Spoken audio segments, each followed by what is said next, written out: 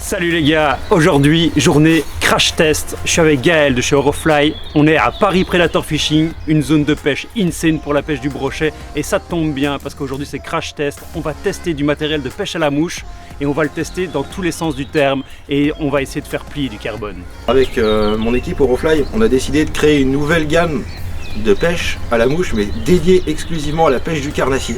Aujourd'hui on va tester beaucoup de mes nouveautés, donc des grosses nouveautés mouches dédiées vraiment au carnassier et c'est sûr on va tester les nouvelles cannes, enfin les prototypes des nouvelles cannes et on est là, on va faire plier du carbone. Bon, la pêche à la mouche ça demande du matériel spécifique comme ce panier qui permettra de, quand je tire ma soie, de la mettre dedans, éviter qu'elle traîne dans le bateau et qu'elle ramasse tout ce qui se trouve dans le bateau. Donc ça c'est par exemple un truc qui est indispensable à la pêche à la mouche. Alors moi j'ai pas beaucoup l'habitude de pêcher à la mouche et sûrement pas le brochet à la mouche. Par contre je le sais que c'est redoutable parce que j'ai été pêcher avec des moucheurs et ce genre de choses les gars, pour le pêcheur à première vue ça ressemble pas trop à grand chose, mais je vous assure que dans l'eau ça bouge de partout et ça crée des vibrations qui sont tellement plus naturelles qu'un leurre. Et avec des trucs comme ça, moi je suis persuadé qu'on va être capable d'attraper des énormes brochets. Ça fait trop bizarre mais les gars, j'ai du matériel tout neuf là en main, c'est des prototypes. Nouveau moulinet, nouvelle canne à pêche, c'est des choses qui sont même pas encore commercialisées. Ça me fait trop plaisir de pouvoir faire ce crash test et de mettre tout ce matériel à rude épreuve et de pouvoir le critiquer pour améliorer un produit qui va sortir plus tard.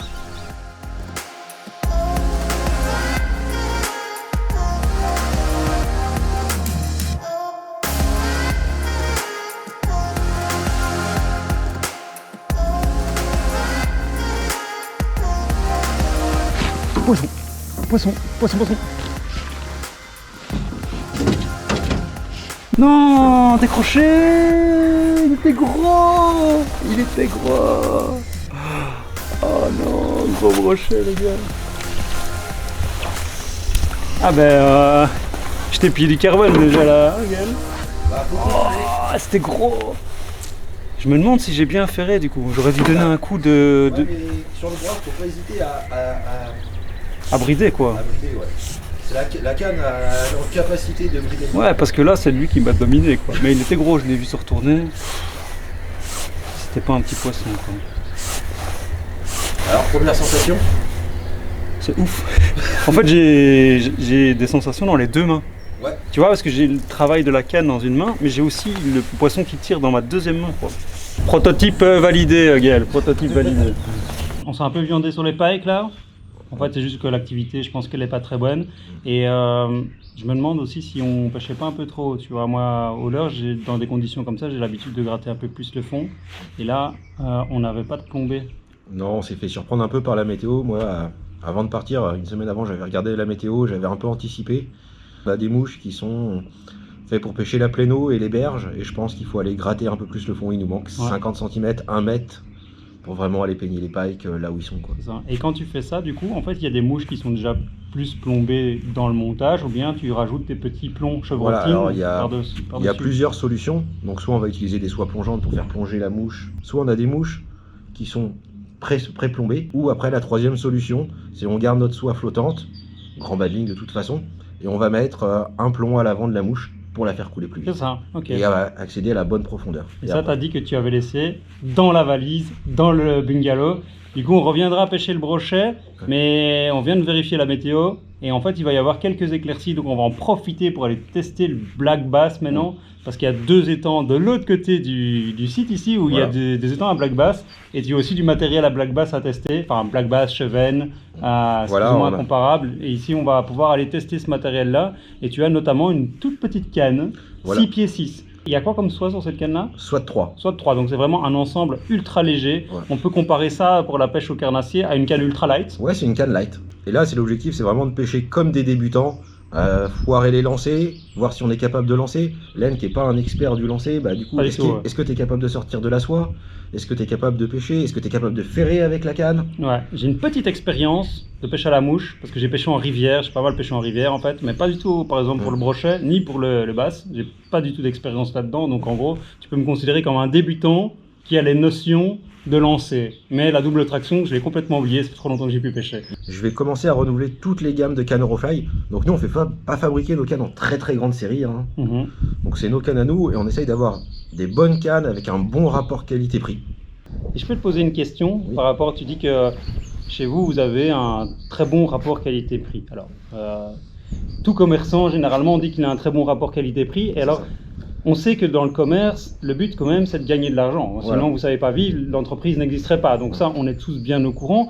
Mais quand tu dis très bon rapport qualité-prix, est-ce que c'est parce que tu diminues tes marges bénéficiaires ou bien comment tu fais pour avoir un bon rapport qualité-prix? C'était ça ma question. Déjà, nous, chez Eurofly, comme on gère nos propres marques déjà, donc c'est nos produits, donc déjà, on n'a pas d'intermédiaire. Oui, et du coup, on fait le choix, comme tu as dit, on réduit nos marges et on limite le packaging au maximum. Qu'est-ce que tu appelles réduire le packaging? Ça veut dire que nous, nos soies, on les livre dans un sachet plastique, il n'y aura pas la belle bobine en plastique, il n'y aura pas le beau carton avec le label. Il n'y a pas de visuel en fait. Non, il n'y a pas de visuel. De toute façon, pour moi, ça finit à la poubelle. Ouais, j'en vois pas l'intérêt. J'avoue que la boîte, finalement, on la jette après. Donc ça on a en moyenne, autrement, en mouche, on a entre 150 et 230 000 en mouche en stock en continu. Donc mouche toute pêche. Waouh.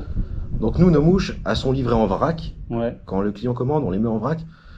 Si je la mettais en petit sachet, bien conditionné, avec un petit volet, tout ça, ça fait presque doubler le prix d'une mouche en fait. C'est vrai. Et en fait, par exemple, si je prends l'exemple du petit paquet là que tu expliques, bon, un paquet, oui, ça doit coûter un petit peu d'argent, mais c'est peut-être la personne qui doit le mettre dedans qui coûte de l'argent. Enfin, j'essaie d'imaginer. En fait, c'est le cumul de tout qui fait qu'un produit coûte cher. Si on veut mettre un beau visuel, bah, faut un web designer. Faut une imprimerie pour faire les cartons, faut acheter les bobines, faut mettre la soie sur la bobine. Enfin, c'est un cumul de beaucoup de choses qui fait que ça fait augmenter le prix. Ok. Nous, on essaye de le limiter, déjà par aspect écolo aussi d'un côté, parce que ça fait moins de plastique, ça fait moins de carton. Ouais, bien sûr. Ouais. Et en même temps, avec ça, ça nous permet d'économiser. Certes, c'est pas beau. Visuellement, le packaging est vraiment pas beau. Oui, mais c'est votre choix. C'est notre choix. Vous mettez pas de packaging. Enfin, ici, dans l'exemple du packaging, il y a peut-être d'autres choses, mais vous mettez pas de packaging dans un seul but, c'est diminuer le coût de vente du produit. Quoi. Donc finalement, c'est le client qui est gagnant. Voilà. Surtout que le packaging, on le jette comme tu le dis. C'est ça. Ah bah franchement, ça il faut le savoir. Et moi, je trouve ça super si en plus vous respectez encore plus l'environnement en ne mettant pas de packaging plastique, etc. Ben, franchement, c'est cool. Et du coup, moi, j'ai vraiment envie d'aller pêcher le pike aussi. On a envie d'y retourner. Moi, j'attends vraiment. Donc là, on va y aller et on va essayer de faire quelques images aux basses. Alors, on espère que le soleil va débarquer. Là, il y a quelques éclaircies prévues. Espérons qu'on fasse des poissons. Gaël? Ouais, je suis quand même assez confiant parce qu'on en a vu un peu en bordure, mais poisson pas actif. La tête dans la bordure, donc pas dans le bon sens. On verra. Ça risque d'être dur. Et en plus, les pikes ici, ils n'étaient pas actifs du tout non plus. On verra. C'est comme ça la pêche. C'est ça. Let's go. Let's go. On vient de voir des chasses là-bas dans la berge.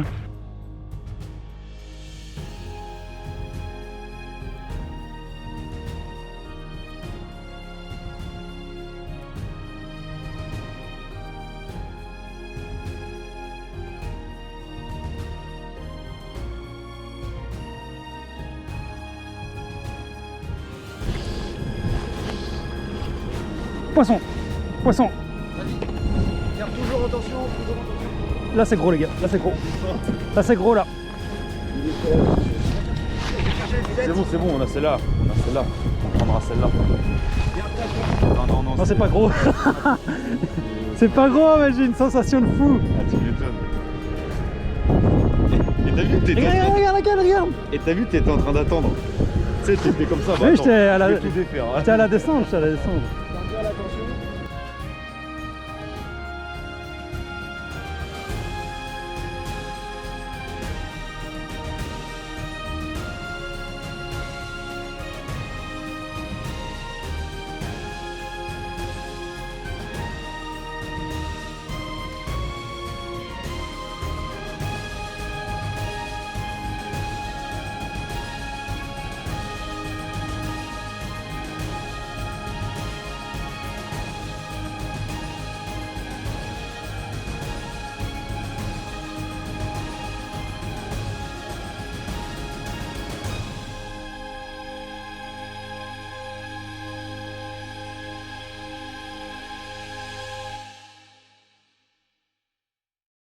Voilà Gaël, maintenant on est arrivé sur l'étang à Black Bass. On voulait traquer le Black Bass parce qu'ils annonçaient du rayon de soleil, ça aurait pu changer du brochet parce que le brochet n'était pas très actif et on aurait pu taper des Black Bass, mais regardez le ciel.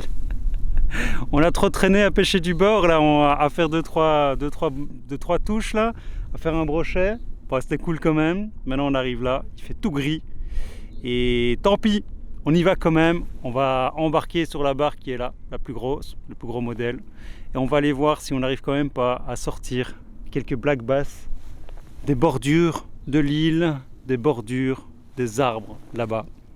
À la mouche, sacré défi d'approcher autant les obstacles. Mais on n'a pas le choix, hein Gaël? Non, on n'a pas le choix. Pas le choix. Ouais, c'est là que j'ai loupé un brochet. Alors qu'est-ce que c'est? Un basse? Je prends l'épuisette. Non, ça a l'air d'être une perche, non? Non, c'est basse. Un basse? Non. Oh, il y a un cendre, il y a un cendre. Non, c'est 2 basses. Ah, c'est un basse, attends. Non, je viens chercher le deuxième. J'ai eu le coup lors de surface. Vas-y. Non, mais T'en fous, je le tiens. Je le tiens là, il est bien, c'est bon. Il y avait un. L'autre était plus gros. Ouais, bien piqué. Yes, mec. check. Voici ton premier basse du nord de la France. Oh, il l'a pris. Oui, je l'ai pris. J'ai l'autre. Oh là. C'est une perche, c'est une perche. C'est une perche. Mets l'épuisette. J'ai bien fait de pêcher derrière. Ah, doublé, mec. Ah, on a un vent du nord et on fait un doublé, c'est juste n'importe quoi. Fais une photo dans l'épisode. Aïe. La mouche. À la mouche, boum. Basse et perche. Ça, c'est moi. Excellent. Et ce qui a suivi juste avant, c'était pas la perche, hein, donc la perche c'est encore un plus quoi. Il y avait encore un autre basse. C'est encore un plus. Incroyable, regardez-moi ça. C'est ma première perche à la mouche. Tu mets pas ta canne comme un vrai moucheur. Moi je suis meilleur moucheur que toi en fait. C'est ça, bah voilà. Enfin, quoi que c'est toi qui as pris le premier poisson. Ah mais toi t'as même pas vu que t'avais un poisson. Doublé à la mouche. Ça c'est beau hein. Ouais, un voilà. basse, une perche. Basse perche. Et on est sûr qu'il y a encore d'autres poissons là parce que il y a un gros basse qui a suivi d'abord. Et finalement c'est une perche qui sort de nulle part. Mais de nulle part pendant qu'on épuisait le basse. Voilà. Bon, on va les remettre à l'eau. Top, ça regarde.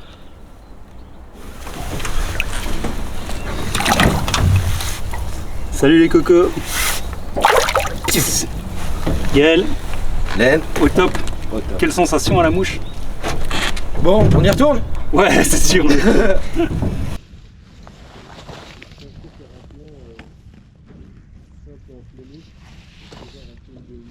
Oh merde! Mais il a ma mouche, hein. Mais comme j'étais dans la branche, quand j'ai ferré, je crois que j'ai cassé. T'as cassé? Ah ouais, regarde. Ouais, t'as cassé. J'ai ferré comme une brute, mais c'est parce que ce matin, tu m'as dit de ferrer comme une brute. Ouais. Sauf que là, dans les arbres... Mais tu l'as vu? Tu l'as vu monter, il est venu la chercher. Hein. Ouais. Poisson. Poisson.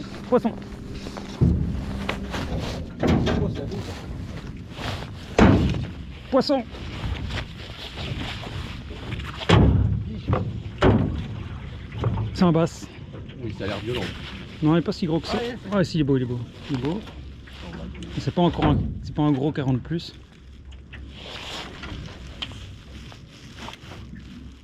Ouh. Tchaka. Eh ben, on pensait qu'avec le vent du nord, ça allait être compliqué. Mais en fait, pas tant que ça. Petite mouche bleue cette fois-ci, petite mouche bleue. J'en viens d'en rater un sous l'arbre. Et bam!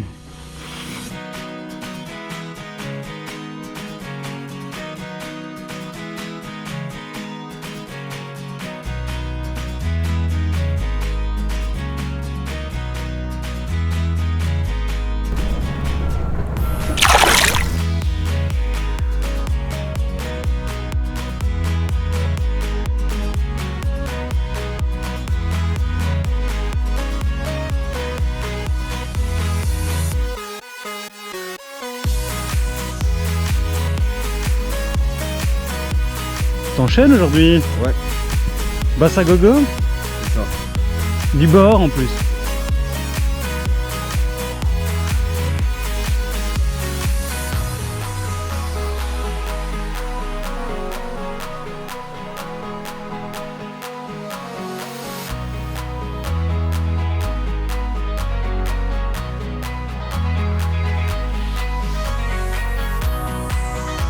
Mouche validé. Bon, je valide. Poisson, poisson. T'es pas bien ferré. Garde attention, garde attention. Putain, mais c'est chaud. Ah là, t'es sur une toute petite canne. Oh génie. Ouais, là c'est crash test. Et c'est un beau bass. Hein. Regardez comment elle plie. Les sensations sont géniales. Ah, elle plie à fond, hein. Bah oui. Elle plie à fond. Hein.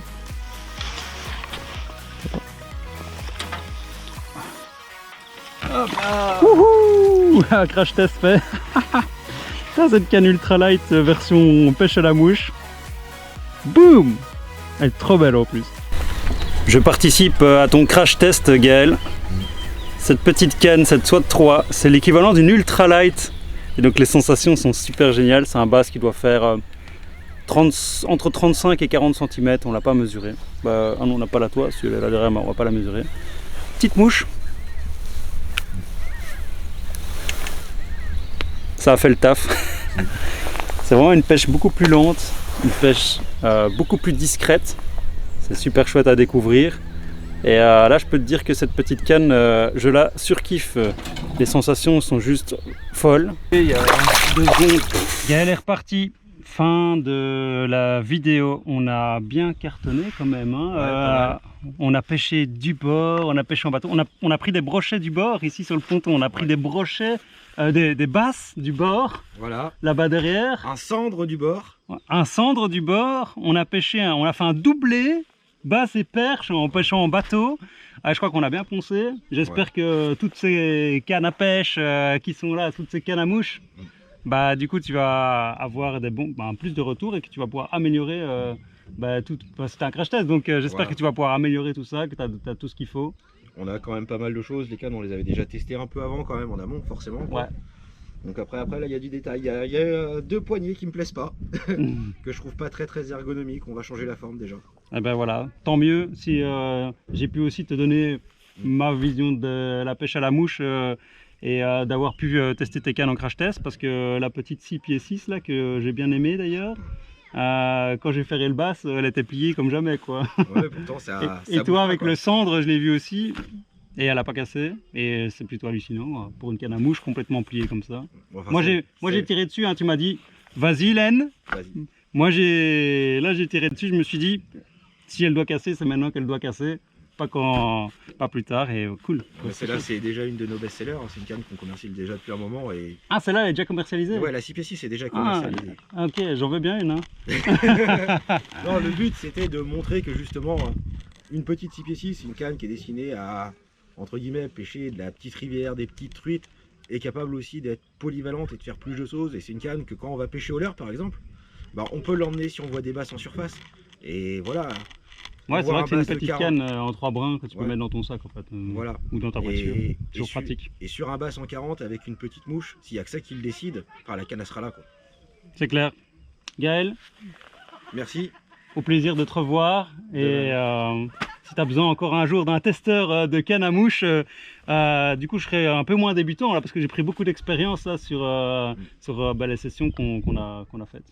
Non, mais peut-être que la prochaine étape ce sera d'aller pêcher la truite du coup pour de vrai. Ah ouais? C'est quoi pour de vrai? Moi j'ai déjà pêché la truite pour de vrai. Ouais. Non mais voilà, on a pas mal de nouveautés encore qui vont arriver. Et comme d'hab, nous on teste tout, nous-mêmes. Ouais.